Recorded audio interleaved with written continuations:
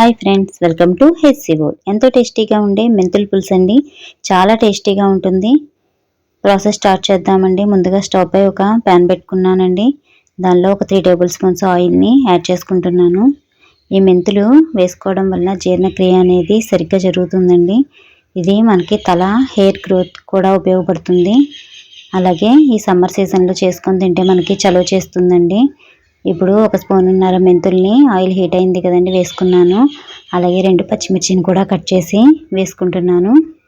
ఇవి ఫ్రై చేసుకోవాలని లైట్గా అవుతున్నాయి కదండి. ఇప్పుడు మనం ముందుగా కట్ చేసి పెట్టుకున్న ఆనియన్స్ని కూడా యాడ్ చేస్తున్నాను. యాడ్ చేసి ఒకసారి బాగా కలుపుకుందామండి. ఇప్పుడు ఒక ½ టీ స్పూన్ పసుపు అండ్ ½ టీ స్పూన్ సాల్ట్ని వేసి ఒకసారి బాగా కలుపుకొని ఉల్లిపాయలు మగ్గేంత వరకు కూడా మనం మగ్గించుకోవాలండి. ఇవి తినడం వల్ల షుగర్ కూడా తగ్గిస్తుందండి. ఈ మెంతులు బాగా చలువ చేస్తాయండి.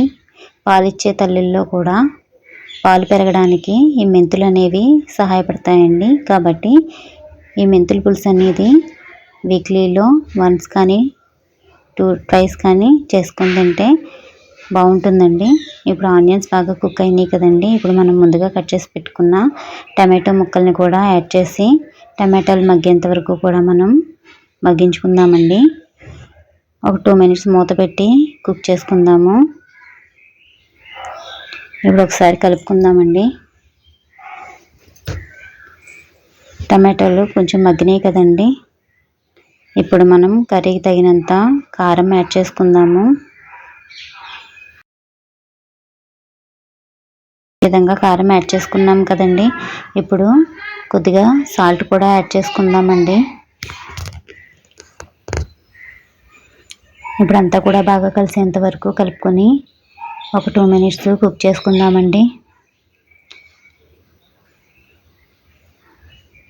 ఈ టమాటాలు అన్నీ కూడా కారము అన్నీ కూడా బాగా పట్టినాయి కదండి. ఇప్పుడు మనం ముందుగా నానబెట్టి పక్కన పెట్టుకున్న ఈ చింతపండుని రసం తీసుకుని ఇందులో యాడ్ చేసుకుందామండి. ఇలా 2 టైమ్స్ మనం వాటర్ వేసుకొని చింతపండు రసాన్ని తీసుకొని దీంట్లో కర్రీలో యాడ్ చేసుకుంటున్నామండి. ఈ విధంగా యాడ్ చేసుకోవాలండి. ఇదైతే కర్రీ చాలా టేస్టీగా ఉంటుందండి. చిన్నపిల్లలు కూడా ఇష్టంగా తింటారు. ఇప్పుడు మనం కొద్దిగా బెల్లం కూడా యాడ్ చేద్దామండి. బెల్లం యాడ్ చేయడం వల్ల కూడా టేస్ట్ అనేది బాగుంటుంది.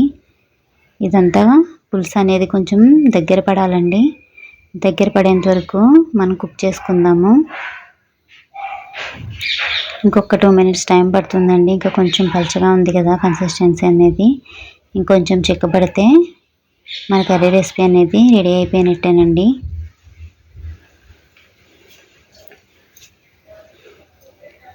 చూడండి ఫ్రెండ్స్, కొంచెం దగ్గర పడుతుంది కదండి. అంతే ఫ్రెండ్స్, చూడండి ఇప్పుడు దగ్గర పడిపోయింది. ఇంకా మనం సర్వ్ చేసుకోవటమే. అంతేనండి, ఎంతో టేస్టీగా ఉండే మెంతుల పులుసు అనేది రెడీ అయిందండి. ఈ రెసిపీ మీకు నచ్చినట్టయితే లైక్ చేయండి, సబ్స్క్రైబ్ చేసుకోండి, అలాగే కామెంట్ చేయండి ఫ్రెండ్స్.